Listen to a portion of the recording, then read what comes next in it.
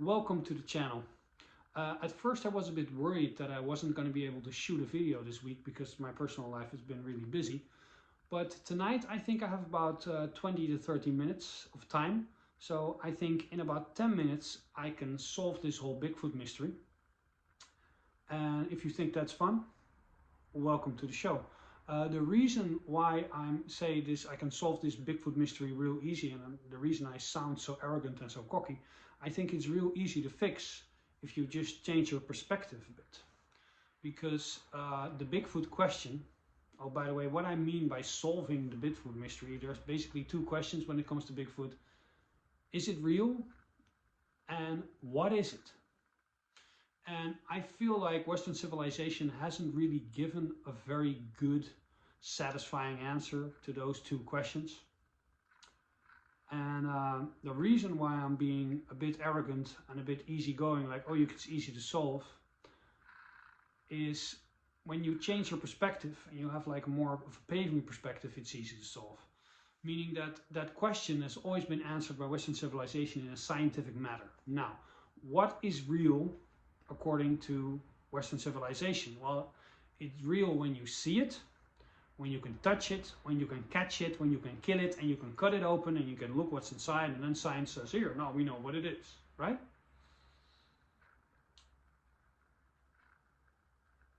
But for pagans, it's a bit different. Because pagans like me, we believe not in a god, we believe in several gods, and those gods we believe are real. But can you see a god? Maybe, sometimes, if you're very lucky. But can you touch a god? Can you put him in a cage? Can you kill him and cut him open? Sounds like I'm blasphemy what I'm saying.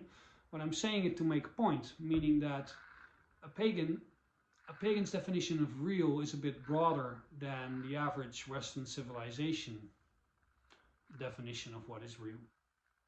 We not only believe in gods, we also believe in our ancestors. Believe that our ancestors are still here somehow and can help us in this life. But it goes further than that. We believe that there are spirits, like spirits of the land, the landgeesten, landvatir, gnomes, trolls, fae or fairy, lots of different ones. My point is, pagans have a very open mind and a very broad definition of what is real and what is not real. So when you look at Bigfoot through pagan lenses, you start to see things more clearly. Now, I'm not the one who figured this idea out. There are other people talking about this. I'll link something in the description, some other videos, some other people who've made this point in various and different ways. But what first got my attention about trying to realize what Bigfoot is and what really is going on was, it was many years ago. I know this because I was watching TV, and I haven't watched TV since many years ago. And there was of course this show, and you know how it all goes, they're looking for Bigfoot, but what they were doing, they were looking for Bigfoot, I believe it was the east coast of Canada.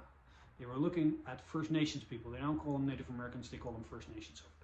So that's when I started paying attention, because I was like, well, if anybody knows what to do with this Bigfoot guy, and the natives know it, because they've been there many more generations than the Europeans, and they have a certain connection to the land. And also,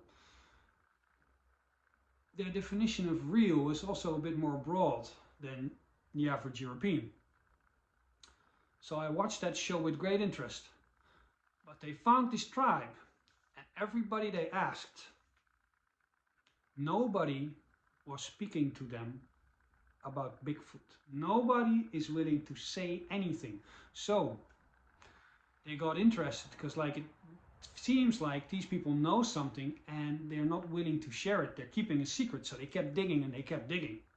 So I was on the edge of my seat watching that show. Eventually they found a woman, a native woman, and she said, listen, I can't tell you anything, but I can tell you one thing. I can tell you why our tribe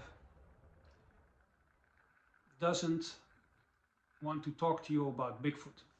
The story is that many generations ago, when the European settlers came to the east side of Canada, or just before they came, there was a medicine man of that tribe, and that medicine man saw a Bigfoot.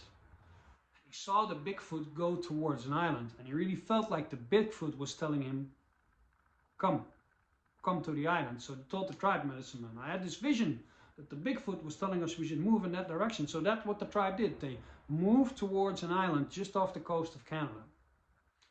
And because they were at that island, that's the reason the tribe survived, because the Europeans brought many diseases with them. Some of them just brought them, and some of it was intentional to just kill natives and take their land. There was a bit of that. And because they were isolated on an island, they were discovered later. And they had kind of this buffer. So they survived because of this. So the whole tribe was like, we owe our lives to the Bigfoot.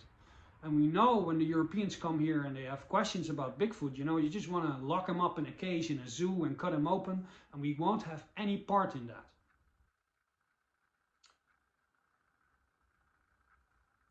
The woman also said that an elder gave her advice about Bigfoot. The elder in the tribe said, when you see a Bigfoot in the forest,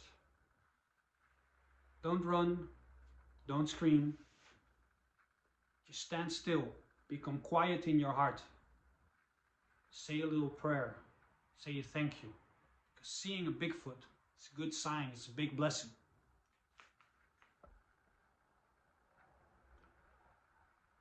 That episode was a big clue in me finding out, or at least coming to a conclusion that was very satisfactory to me about what Bigfoot really is.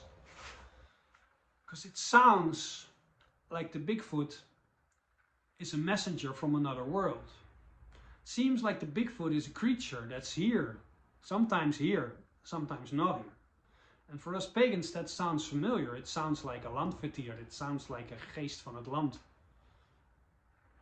So I was wondering, like, is Bigfoot kind of like a gnome or a fairy? Well, then we have to think about, how do you define a spirit of the land, which is kind of difficult, and I haven't Googled this shit. I'm just making this up. I'm just trying to get a definition going so we can work with something and come to a good conclusion. But I think, like, spirits of the land, a lot of people have to see them. That's one thing. Nobody can catch them. Sometimes they help you, and I found that with a lot of spirits of the land, there's often a tale of sometimes even kidnapping, but bringing people to another world. The Fae, the fairy, are especially famous for this. They're known for taking babies. There are lots of stories in olden times where people just walked accidentally into their world, into the spirit realm, and couldn't find their way back, so they were just gone forever. And I remember one time somebody telling me a Dutch gnome story of a village. I Googled my ass off if I could still find it. If there are Dutch people who know what village it is, please let me know in the comments below. There was a village that there was an incident that the gnomes were actually kidnapping children, and that was going on for generations, but they kept kidnapping more until one day the villagers had enough and they had a war with the gnomes, and then the gnomes left.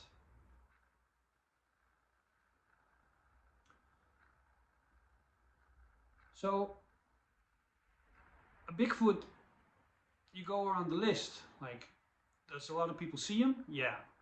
Can you catch him? No. Can you kill him? No. Does he have a message? Well, according to the natives, sometimes he has a message. So it's like 3 out of 4 now, and the 4th one is like, does he take people? Now, I didn't have the answer to that originally, so I just started looking. Where can I find some information about Native Americans and Bigfoot? And I actually found a tribe, and I'll see if I can link that in the video below. There is a tribe in the US of A called the Choktaw tribe. And the Choctaw tribe have very thick Bigfoot lore. And they basically have a story which is very similar to that Dutch gnome story, meaning that Bigfoot took people. And Bigfoot killed people. And the Choctaw had to go to war with the Bigfoot, just like the Dutch people from the village had to go to war with the gnomes. So when you look at it from a distance, and from an open pagan mind, it seems like Bigfoot is very easily defined as just the spirit of the land, and that's why you can't catch him. And by the way, Bigfoot is not a regional phenomenon. There's this quote by Jane Goodall, that famous researcher who got famous for orangutans and big apes. See if I can put that here. That she said that there's a Bigfoot story almost everywhere on Earth. It is a universal truth almost. That people see these big, hairy, human, gigantic, gigantopithecus ape-like creatures in the woods. And that brings me to a very interesting second part of this video. If you're still watching, thank you and congratulations, because now we're getting to the really good part. It seems like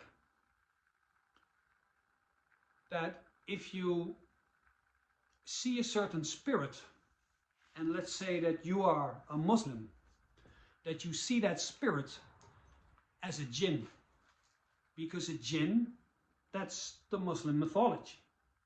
And if you're a Christian and you see that spirit, you see it as an angel, because that is the Christian mythology. And if you're just some guy on a farm in close contact with the land, you see that as a fae, as a fairy, or as a gnome.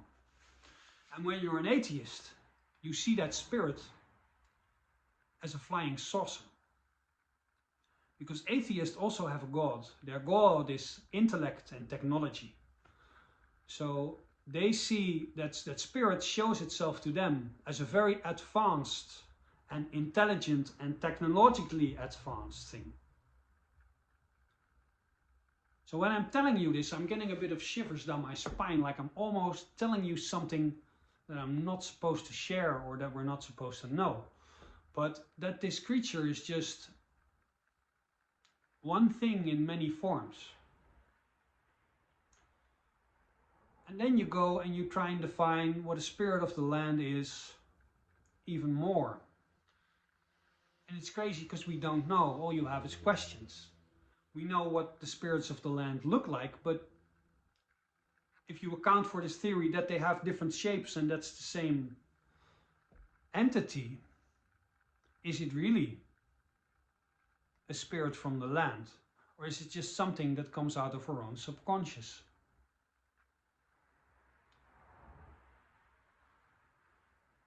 Are the spirits that we see, are they really from Earth, or are they as old as the stars and the moon? And have they been playing and interacting and dancing with life for far, far longer than we realize? Do I have the answers to these questions? Absolutely not. But it's fun to ask them. And it's fun to share them so we can discuss them together. So I once again want to thank you for liking, subscribing and sharing this day with me. So, ga met de goden. Go with the gods. And I'll see you in a week.